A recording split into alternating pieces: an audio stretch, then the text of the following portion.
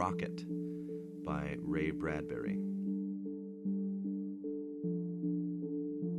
Many nights, Fiorello Bodini would awaken to hear the rockets sighing in the dark sky. He would tiptoe from bed, certain that his kind wife was dreaming, to let himself out into the night air. For a few moments he would be free of the smells of old food in the small house by the river. For a silent moment he would let his heart soar alone into space, following the rockets. Now this very night he stood half naked in the darkness, watching the fire fountains murmuring in the air. The rockets on their long, wild way to Mars and Saturn and Venus. "Well, well, Bodini," Bodini started. On a milk crate by the silent river sat an old man who also watched the rockets through the midnight hush. "Oh, it's you, Bramante. Do you come out every night, Bodini?" "Only for the air." "So? I prefer the rockets, myself," said old Bramante. "I was a boy when they started, 80 years ago, and I've never been on one yet." "I will ride up in one some day," said Bodini. "Fool!" cried Bramante. "You'll never go. This is a rich man's world." He shook his gray beard, remembering. "When I was young, they wrote it in fiery letters. The world of the future. Science, comfort, and new things for all. Ha! 80 years. The future becomes now. Do we fly rockets? No. We live in shacks, like our ancestors before us." "Well, perhaps my sons," said Bodini. "No, nor their sons," the old man shouted. "It's the rich who have dreams and rockets." Bodini hesitated. "Old man, I've saved $3,000. It took me 6 years to save it, for my business, to invest in machinery. But every night for a month now I've been awake. I hear the rockets, I think. And tonight I've made up my mind. One of us will fly to Mars." His eyes were shining and dark. "Idiot," snapped Bramante. "How will you choose? Who will go? If you go, your wife will hate you, for you will be just a bit nearer God in space. When you tell your amazing trip to her over the years, won't bitterness gnaw at her?" "No. Yes! And your children? Will their lives be filled with the memory of Papa, who flew to Mars while they stayed here? What a senseless task you will have set for your boys. They will think of the rocket all their lives. They will lie awake. They will be sick with wanting it, just as you are sick now. They will want to die if they cannot go. Don't set that goal, I warn you. Let them be content with being poor. Turn their eyes down to their hands and to your junkyard, not up to the stars." "But suppose your wife went. How would you feel, knowing she had seen and you had not? She would become holy. You would think of throwing her in the river. No, Bodini, buy a new wrecking machine, which you need, and pull your dreams apart with it, and smash them to pieces." The old man subsided, gazing at the river in which drowned images of rockets burned down the sky. "Good night," said Bodini. "Sleep well," said the other. When the toast jumped from its silver box, Bodini almost screamed. The night had been sleepless. Among his nervous children, beside his mountainous wife, Bodini had twisted and stared at nothing. Bramante was right. Better to invest the money. Why save it when only one of the family could ride the rocket, while the others remained to melt in frustration? "Fiorello, eat your toast," said his wife, Maria. "My throat is shriveled," said Bodini. The children rushed in, and the 3 boys fighting over a toy rocket, the 2 girls carrying dolls which duplicated the inhabitants of Mars, Venus, and Neptune, green mannequins with 3 yellow eyes and 12 fingers. "I saw the Venus rocket," cried Paolo. "It took off. Whoosh!" hissed Antonello. "Children!" shouted Bodini, hands to his ears. They stared at him. He seldom shouted.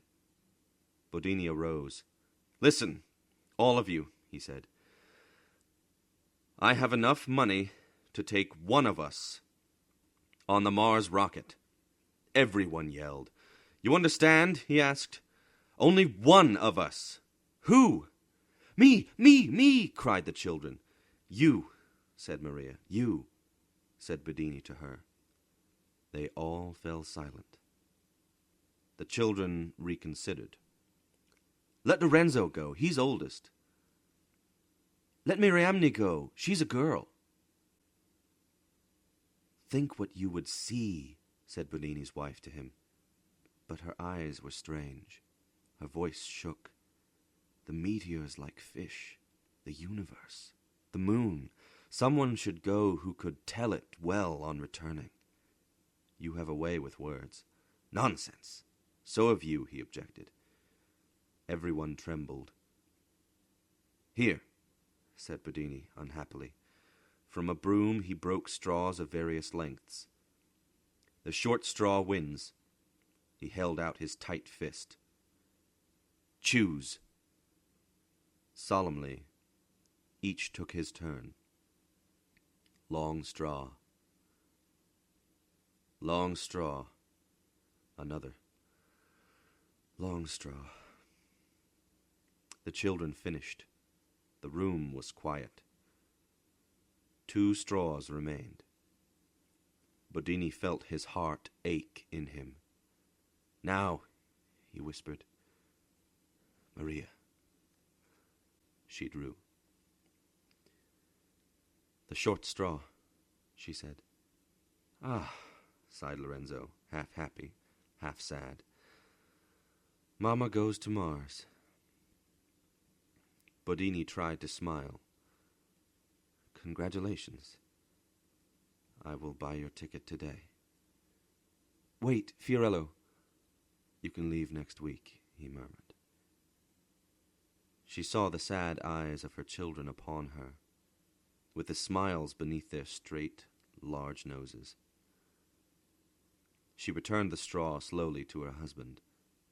"I cannot go to Mars." "But why? Why not?"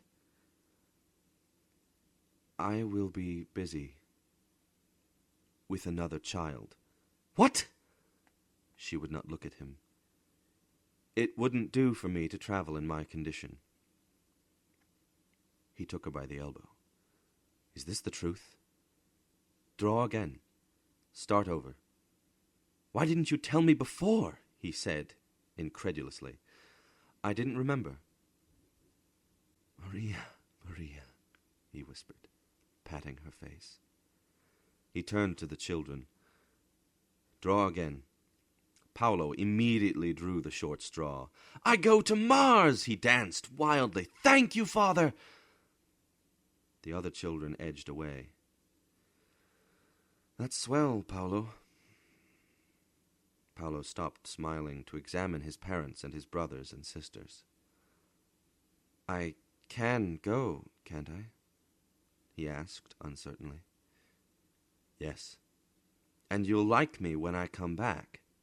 "Of course." He studied the precious broom straw on his trembling hand and shook his head. He threw it away. "I forgot. School starts. I can't go. Draw again." But no one would draw. A full sadness lay on them. "None of us will go," said Lorenzo. "That's best," said Maria. "Bramante was right," said Bodini. With his breakfast curdled in him, Fiorello Bodini worked in his junkyard, ripping metal, melting it, pouring out usable ingots. His equipment flaked apart. Competition had kept him on the insane edge of poverty for 20 years. It was a very bad morning. In the afternoon, a man entered the junkyard and called up to Bodini on his wrecking machine. "Hey, Bodini, I got some metal for you." "What is it, Mr. Matthews?" asked Bodini listlessly. "A rocket ship." "What's wrong? Don't you want it?" "Yes, yes!" He seized the man's arm and stopped, bewildered. "Of course," said Matthews, "it's only a mock-up. You know, when they plan a rocket, they build a full-scale model first, of aluminum. You might make a small profit boiling her down. Let you have her for 2,000. Bodini dropped his hand. "I haven't the money."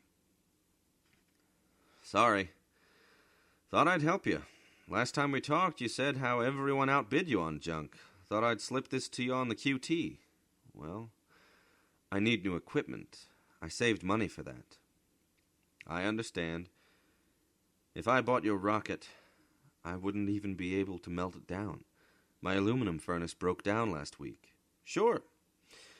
I couldn't possibly use the rocket if I bought it from you." "I know." But then he blinked and shut his eyes. He opened them and looked at Mr. Matthews. "But I am a great fool. I will take my money from the bank and give it to you." "But if you can't melt down the rocket—" "Deliver it," said Bodini. "All right, if you say so. Tonight?" "Tonight," said Bodini, "would be fine. Yes, I would like to have a rocket ship tonight." There was a moon. The rocket was white and big in the junkyard.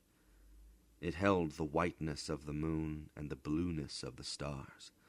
Bodini looked at it and loved all of it. He wanted to pet it and lie against it, pressing it with his cheek, telling it all the secret wants of his heart. He stared up at it. "You are all mine," he said. "Even if you never move or spit fire and just sit there and rust for 50 years, you are mine."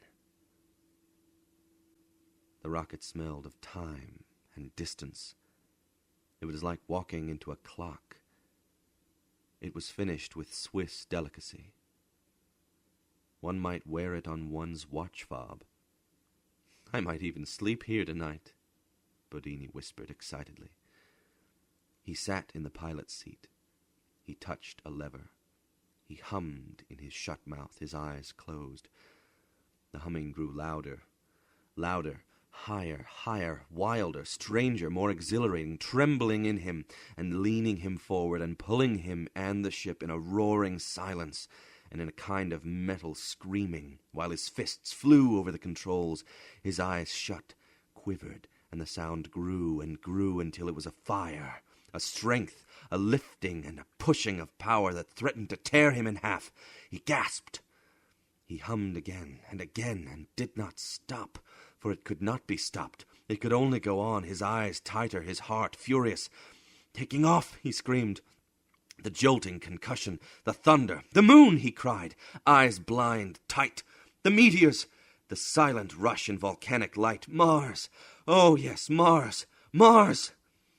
He fell back, exhausted and panting.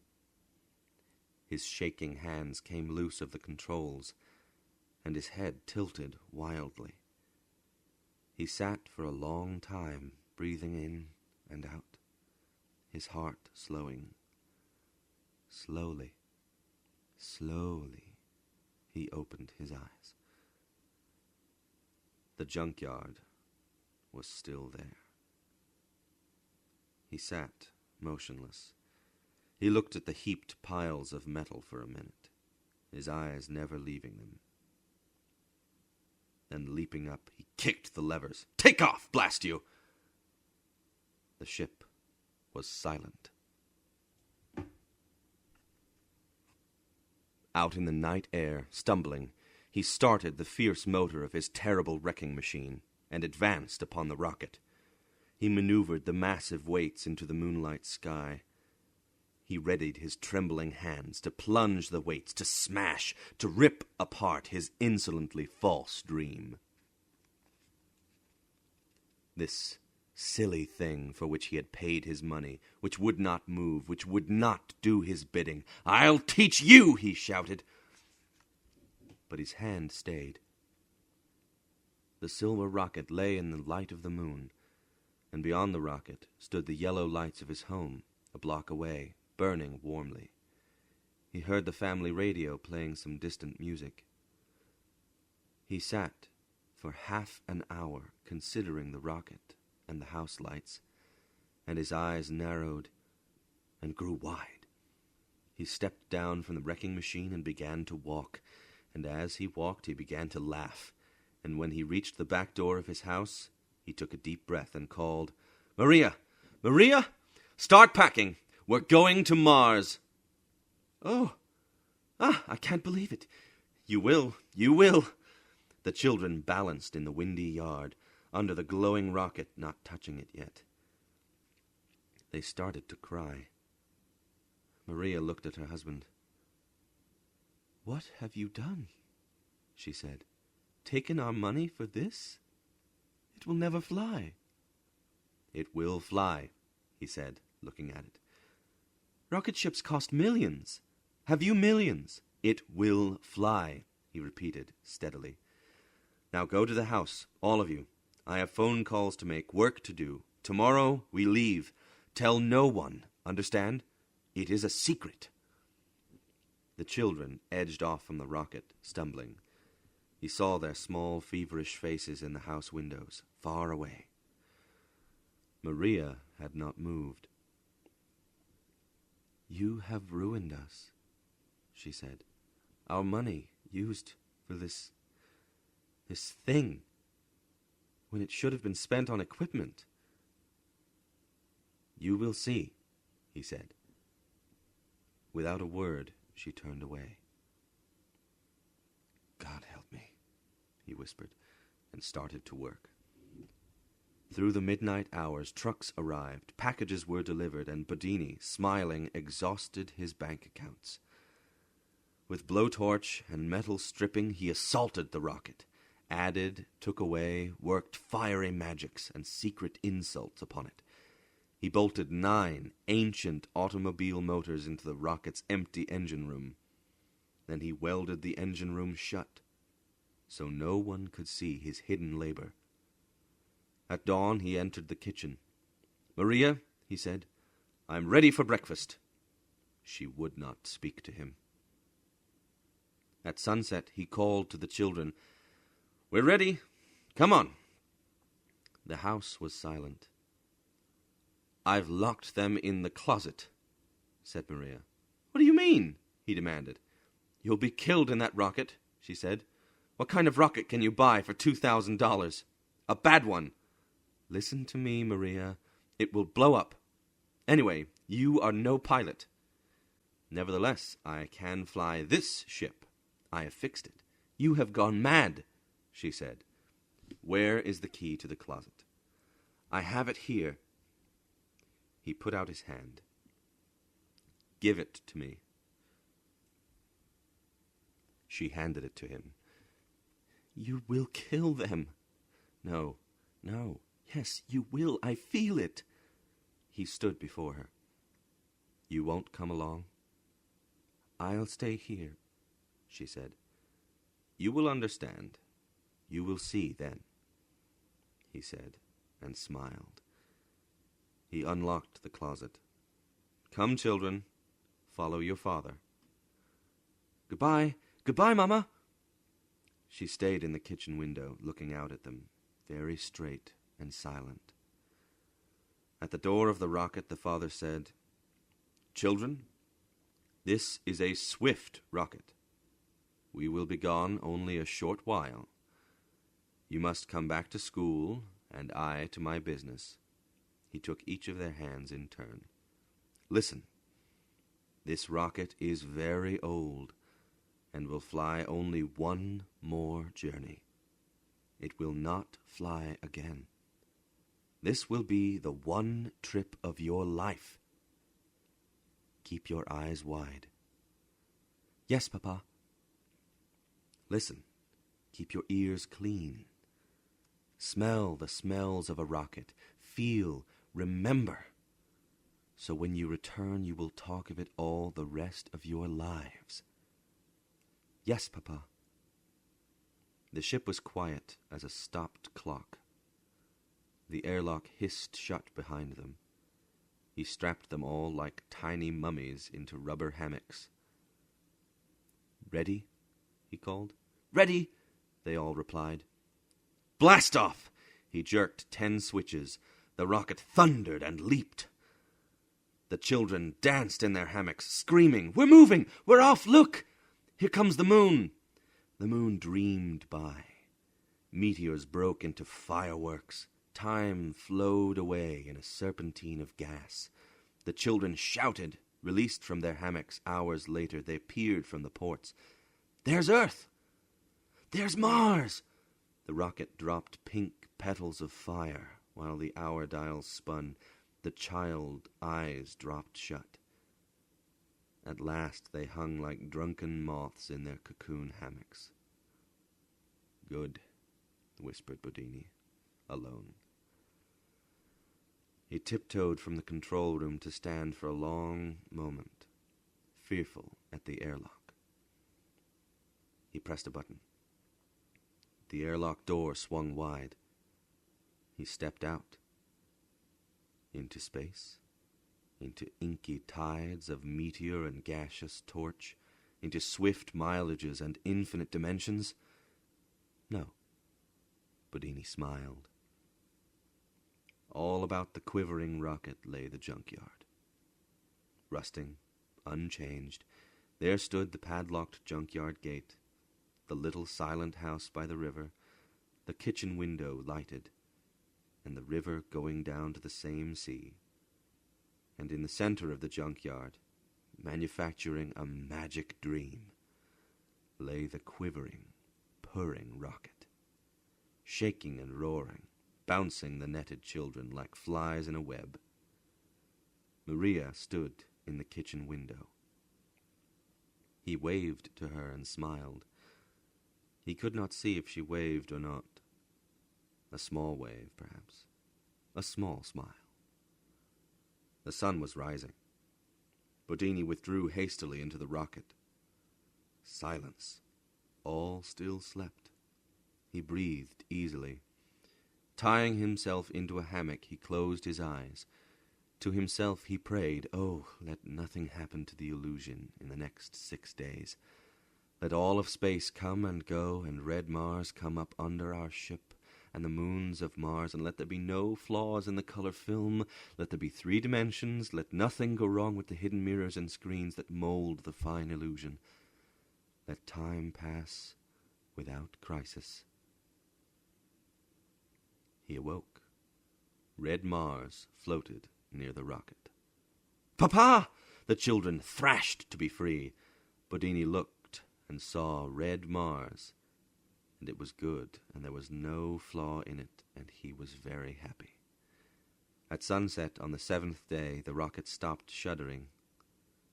We are home, said Bodini. They walked across the junkyard from the open door of the rocket, their blood singing, their faces glowing. Perhaps they knew what he had done. Perhaps they guessed his wonderful magic trick. But if they knew, if they guessed, they never said. Now they only laughed and ran. I have ham and eggs for all of you, said Maria at the kitchen door. Mamma, Mamma, you should have come to see it, to see Mars, Mamma, and the meteors and everything. Yes, she said. At bedtime, the children gathered before Bodini. We want to thank you, Papa. It was nothing. We will remember it for always, Papa. We will never forget. Very late in the night, Bodini opened his eyes. He sensed that his wife was lying beside him, watching him. She did not move for a very long time, and then suddenly she kissed his cheeks and his forehead. "What's this?" he cried. "You're the best father in the world," she whispered. "Why?" "Now I see," she said. "I understand." She lay back and closed her eyes, holding his hand. "Is it a very lovely journey?" she asked.